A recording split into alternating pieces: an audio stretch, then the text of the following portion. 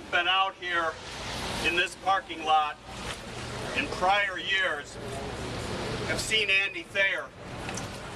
Andy was in Springfield, you know, working a full-time job. He went down on, took the train down on Thursday and participated in a press conference in front of Speaker Madigan's office.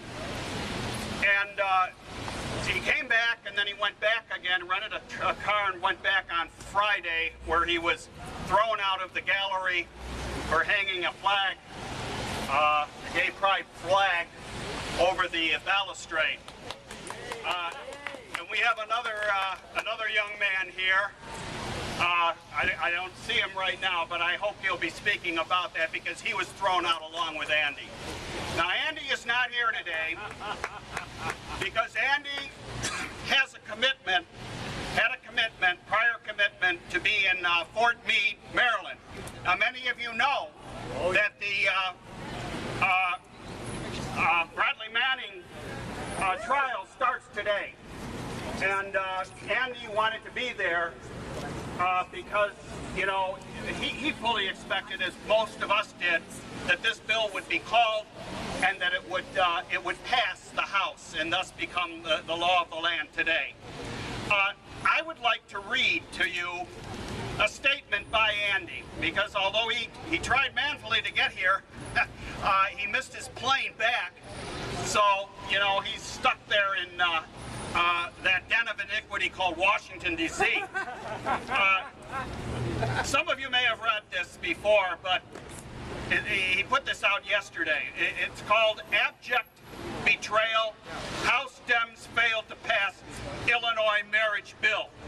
Minutes ago, the Illinois General Assembly ended its current session without passing SB 10, which with the governor's signature would have made Illinois the 13th state to enact equal marriage rights for lesbian, gay, bisexual, and transgender people. Quote, House Speaker Mike Madigan, the de facto leader of the Illinois Democratic Party, is responsible for this abject betrayal, said Andy Thayer, longtime equal marriage rights activist and co-founder of Gay Liberation Network. Quote, anyone who knows anything about Illinois politics knows that Speaker Mike Madigan owns the House. If he had insisted on a positive vote from his caucus, it would have passed. Quote, people should remember this when Mike Madigan's daughter runs for the governor next year, which appears to be all but certain. And people should remember that it was Madigan's ally, Representative Greg Harris, who pledged repeatedly to bring the bill to a vote by today, and then broke that promise. Yes. Quote, it's not like this was a politically difficult vote. The latest poll by Cranes shows that advocates for equal marriage rights in Illinois outnumber our opponents by nearly a 2-to-1 margin. The Senate passed it, and Governor Quinn repeatedly pledged to sign it, but the real power broker in Illinois couldn't be bothered.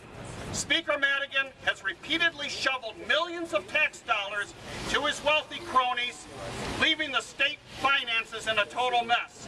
But when it comes to passing civil rights legislation, he refused to spend any political capital. End of quote. Okay. At this point, we would like to open it up. Well, actually, I have a... Oh, I'm sorry. Mr. Martinez from Civil Rights Agenda. Thanks. No, it's all good. So we actually have a few more speakers before we open it up to the public. But so I wanted to get up here. My name is Anthony Martinez. I'm executive director of the Civil Rights Agenda. Thank you. So I also want to apologize to the community that this didn't get done, because we have been working our butts off to make it happen, and unfortunately, you know, we were working under circumstances where the communication was lacking from the House.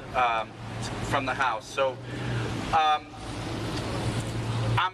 incredibly pissed that this is the outcome. I'm angry. I'm sad. I've cried all night. After a couple martinis, I get a little emotional.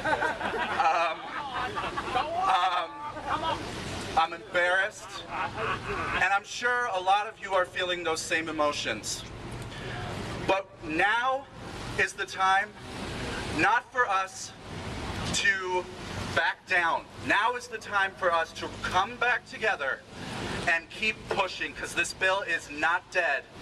So we've got to keep pushing, and we're going to need all of you to help us push. This summer is going to be long, and throughout the fall, until we get back to veto session or maybe a special session, we'll see what happens. And we're going to need to fight against the people that would have us be unequal for forever if they could possibly do it. But we all know that the tide is on our side and the momentum is on our side. So I need each and every single one of you to help us in this war over the next few months. So if you want to help us, take your phones out, send an email to info@jointcra and stay involved. Find us on Facebook, stay involved, and make sure that you're engaged, that you're pushing, that you're fighting, and that you're doing the work that needs to be done from the community. Each and every legislator needs to know that we're angry, that this did not happen, and that we will not back down until Illinois has full marriage equality for all of its citizens, period. So our email address again is info@jointcra, the Civil Rights Agenda, jointcra.org.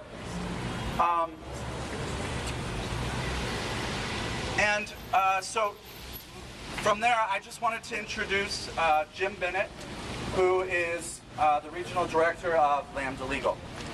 Thank you. Hi. Yeah, this has been a rotten 2 days, and I think what I want to say is that there's trust when in everything we do, and every one of our groups, everyone that's spoken, you have trust. And when you have a friend, you have trust. And trust is something that's built up over so much time, and a betrayal can strip that away so extraordinarily fast. And it takes a long time to rebuild, and I think each of us have to look at what happened over these days, over these months, and question what happened, and figure out how we start to rebuild trust and how we move forward again. Because at the end of the day, all of us feel like there must have been more that we should have done. And so if it's outreach, we've had people, and the important thing I feel like is we have to talk about so many people that were down there, and 200,000 calls made, and thousands of family visits of people driving down that you're going to hear from with, dragging their kids around. We had 25 couples that agreed to go down when all of the haters, 3,000 haters, are all over the Capitol. Horrible. And they went around and they had to stand behind these people that were telling them that they were going to burn in hell. And they had to stand in line and ask a representative for a measure of justice. And children yelling at them, children that are probably gay, that they're going to find out soon enough, and carrying those kids around and teaching them hate. It was the ugliest things in the world. And we have had the Urban League of Chicago come down there, and the Gay Black Caucus, Gay Black Coalition come down and go and talk to the legislators over and over and over. But the truth is, they should have been involved sooner. They should have been involved in the strategy from the beginning. We all began that when a veto session started, that we could play it as an inside game, and that it would happen fast and you didn't have to do the hard work to get it done.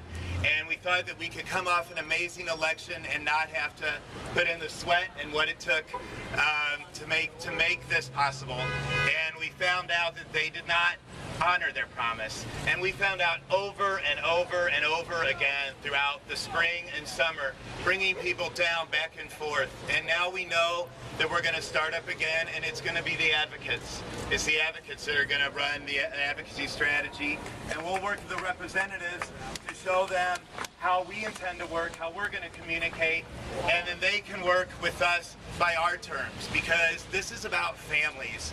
And there was nothing more painful than to sit there in the speaker's box, to be invited in the speaker's box with people with their children. These guys had these kids, thank God for iPads. But hours and hours and hours where kids are waiting to hear a vote and then not to even have that vote called after we were promised to have a vote, to not even let us know who are our friends and who are not our friends in the Capitol. And the truth is, there is no one to blame except for the person who did not call the vote, because we don't know how people would have voted. You know, you cannot pick out one group. It's unfair to say that the Black Caucus wasn't with us because they never had a chance to even cast a vote. That's right. We may have had 40 Republicans. I think it's very unlikely. But we could have had some Republicans, because at the end of the day, you don't want to be so stupid as to not be on the side of equality. You want to, if you're going to run for statewide office in Illinois, you better be with the gays. And so, but we will not know what happened. And I'll say this about Representative Harris, because he's been a friend of our community for a long time. And I know there's been an editorial that has suggested his resignation. And I think that the editorial, at the end of the day, it's a conversation we should all have, because there's facts in there and we all have a chance to debate this. But in the case of Representative Harris, he has built up a long amount of trust and work with our community, and I feel like he has stood with us a lot of times. Right now, it feels like a profound betrayal not to have that vote. And that is a vote we wanted, and we made it clear to him, and we didn't get it. And it's very possible that Madigan was behind it, but if Greg chose, if he said that he was the one that was taking full responsibility on the floor, and that he is the one that was going to handle that, and that the reps did not have to make it, and he chose to cover up for the Speaker Madigan, then that's his right, and then we owe it to him to hold him accountable for what he said he wanted to do, that it was his responsibility. So I want to work with everyone that wants to move forward on marriage, and that includes Representative Harris, it includes Representative Cassidy, it includes people like Representative Christian Mitchell, who stood by us in the Black Caucus. It includes Representative Duncan.